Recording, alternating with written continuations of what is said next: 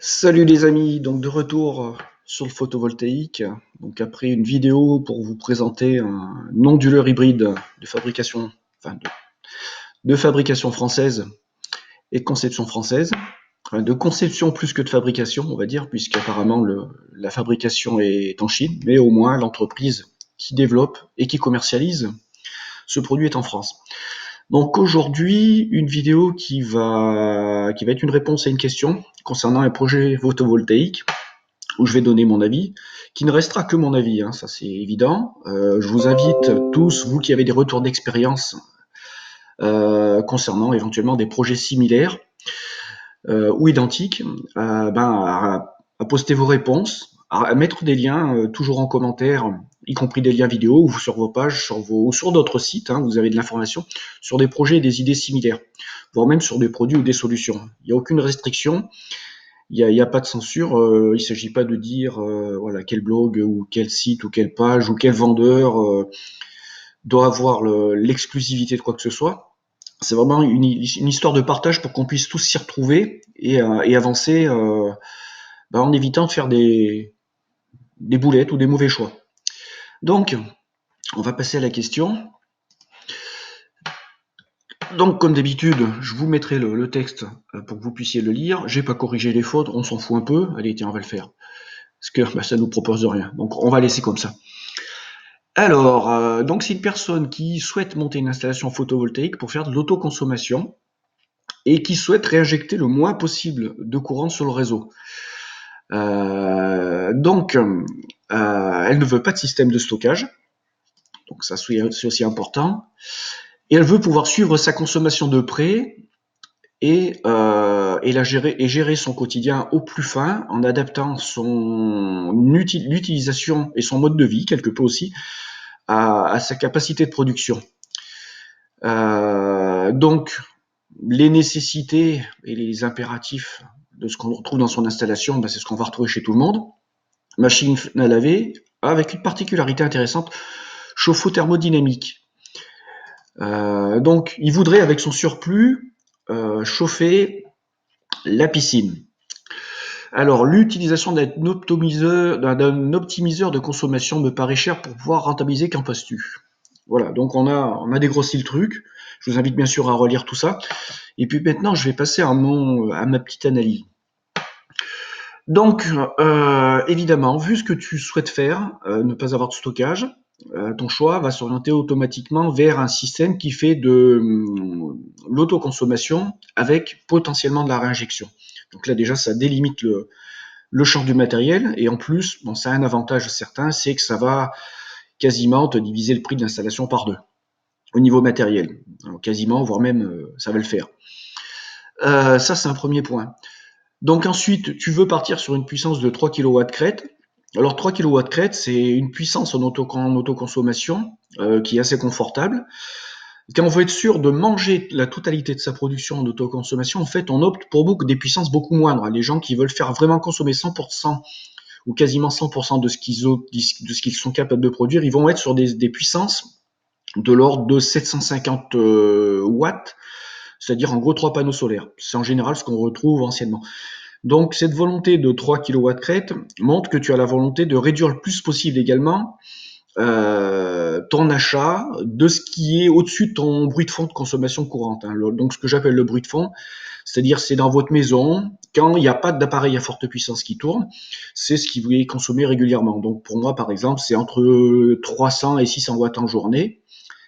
Et puis la nuit, ça va descendre entre 200 et 300 watts. Donc concrètement, on va avancer sur le truc. Donc là, c'est cadré. Donc tu veux pouvoir bénéficier, pouvoir limiter également ta consommation globale en faisant tourner sur cette autoconsommation, sur ce système, un maximum des appareils à forte puissance.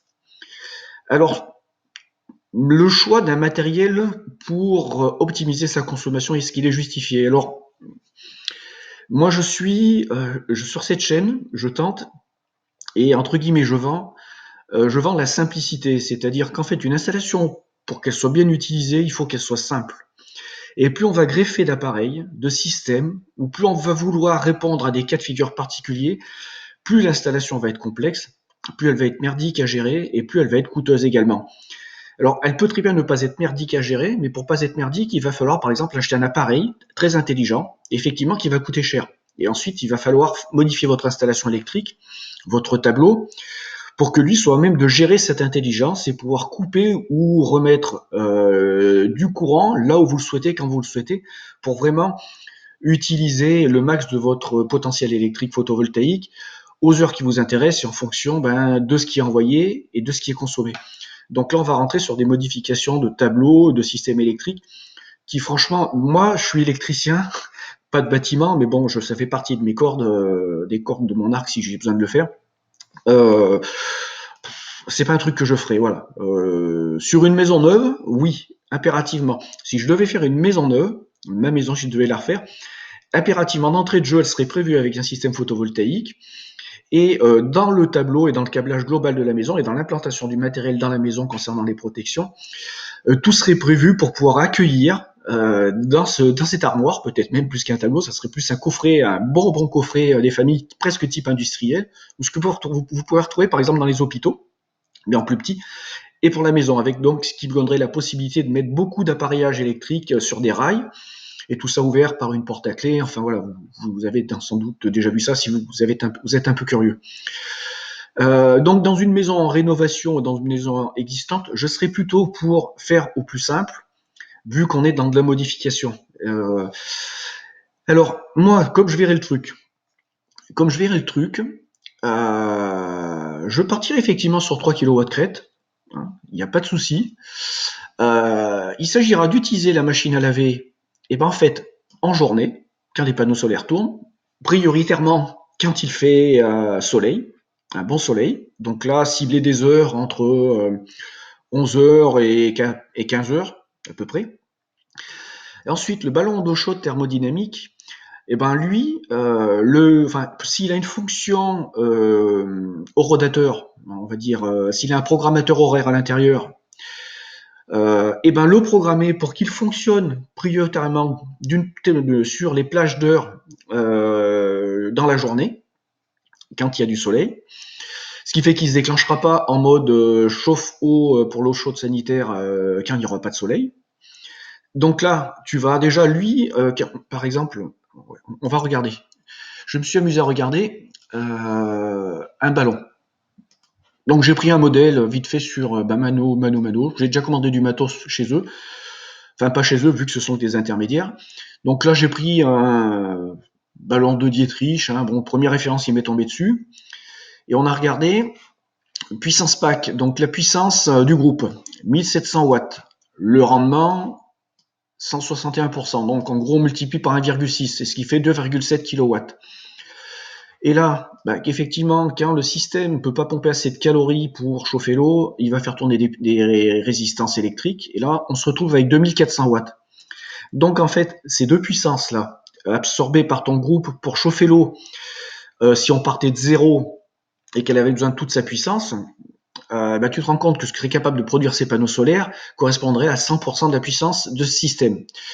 Ensuite, durée de mise en température, si on partait de zéro, on se rend compte qu'il faut quasiment 10 heures. Donc supposons que là il s'agit d'un ballon qui fait 300 litres, je crois, hein, oui 300 E. Supposons que tu aies la moitié que par jour tu utilises 150 litres sur ces 300, tu aurais le temps divisé par 2 de montée de chauffe de ces trucs, tu te rends compte que tu aurais besoin de cette puissance max quasiment la moitié de ta journée d'ensoleillement. Et ce qui ferait que ça monopoliserait tout ou en partie la production de tes panneaux solaires photovoltaïques. Donc tu vois, déjà des ordres de grandeur. Alors pourquoi je suis allé dans le détail concernant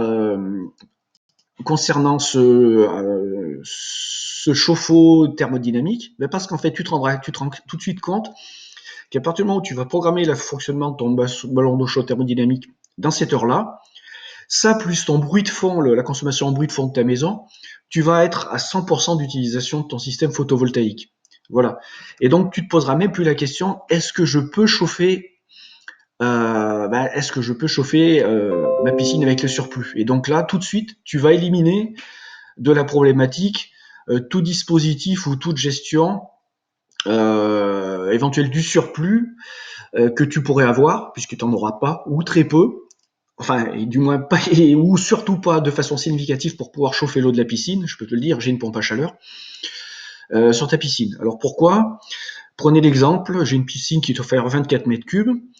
24 mètres cubes, j'ai une pompe à chaleur qui fait 1 kW et j'ai une pompe de circulation d'eau qui fait 1700 watts. Donc si je dois chauffer l'eau, les deux doivent tourner. Donc on est sur une consommation de 1750 watts environ.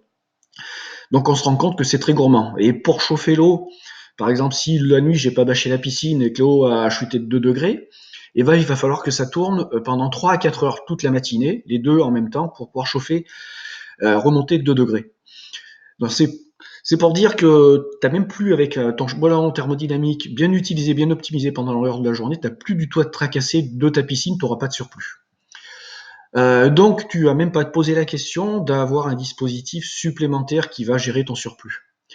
Donc on voit l'intérêt, par exemple, on voit l'intérêt de ces chauffe-eau thermodynamiques pour le photovoltaïque. C'est un bon moyen d'optimiser son autoconsommation. Voilà, alors j'espère que j'ai répondu. Alors maintenant, tu me dis quel matériel t'es un peu perdu. Euh, je l'étais aussi. Je le suis de moins en moins et tu seras de moins en moins. Donc, pour moi, à ce jour, alors j'ai beaucoup d'échanges avec des utilisateurs, des gens qui ont fait leurs installations. Beaucoup de gens vont sur vers What You Need. Bon, moi, je vante leur qualité, hein, la qualité de leur service après-vente, leur service client, de leurs réponses. Enfin bon, voilà, ce sont des gens sérieux. Ils ont un site qui est très bien fait et ils ont en même temps des kits, ce qu'ils proposent, leurs kits sont finalement très bien proportionnés et puis très adaptatifs. Donc, il y a la rubrique toutes les catégories, kit solaire autoconsommation, kit solaire réseau. Donc voilà, une fois qu'on est là, moi j'ai cherché quelque chose qui faisait du 3000 watts crête.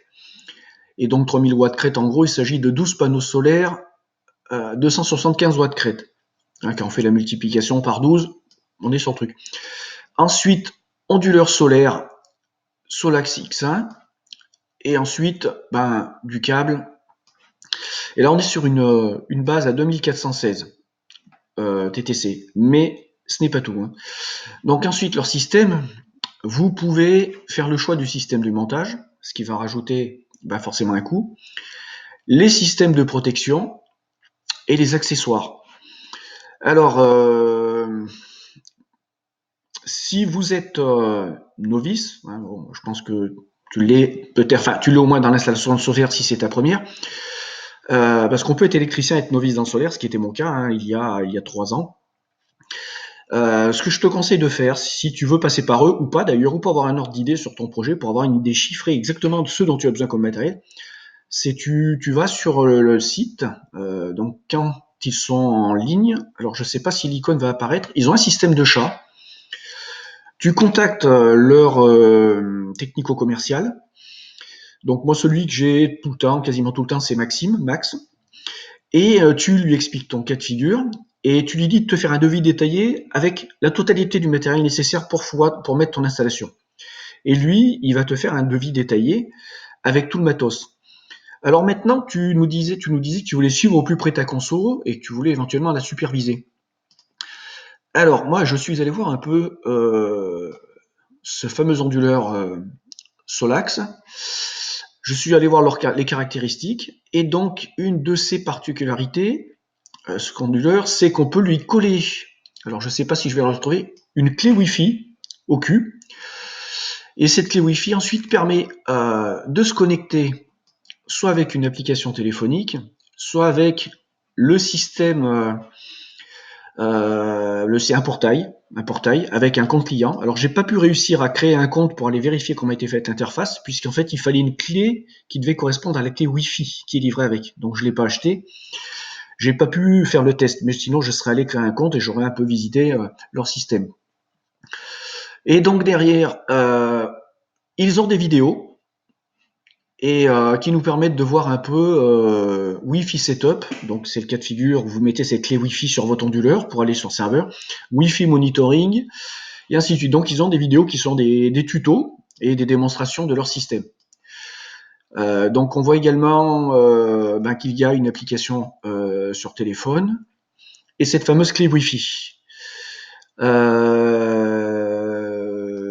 Que dire d'autre? Donc email reporting également.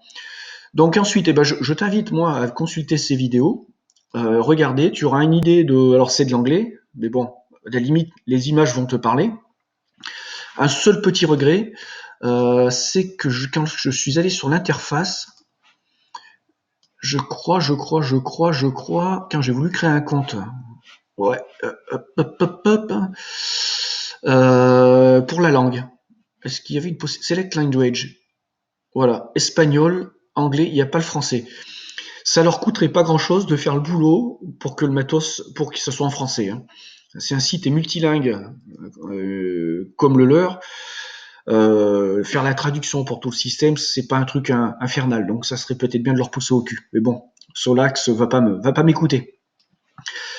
Tiens, au passage, j'avais fait ce travail moi pour un équipementier sportif pour leur système informatique, c'était ASICS. Voilà, je faisais du consulting dans le domaine sportif et technologique et ASICS, donc les fameuses chaussures running. Et j'avais fait ce boulot pour leur système informatisé de gestion et de coaching à distance, leur première version. Je sais plus si elle est en service. Donc bon, s'ils veulent embaucher un consultant, pourquoi pas. Voilà, j'espère écoute avoir répondu à pas mal de tes interrogations sur les solutions pour que tu puisses gratter plus loin et puis sur ce système de gestion intelligent mais pas compliqué qu'il te faudrait par rapport à ton installation. Alors, je le répète, si vous êtes dans le cas de figure de notre de l'abonné, vous pouvez répondre. Si vous avez mis en place des systèmes et des solutions simples ou des idées simples, hyper simples, parce qu'il faut rester dans le super simple, vous partagez, vous mettez des commentaires, vous mettez vos liens vers des vidéos, vers des systèmes, vers des dispositifs, des fabricants, enfin voilà, je vous ai déjà expliqué le truc. Allez, sur ce, à tes réactions, à vos réactions, à bientôt.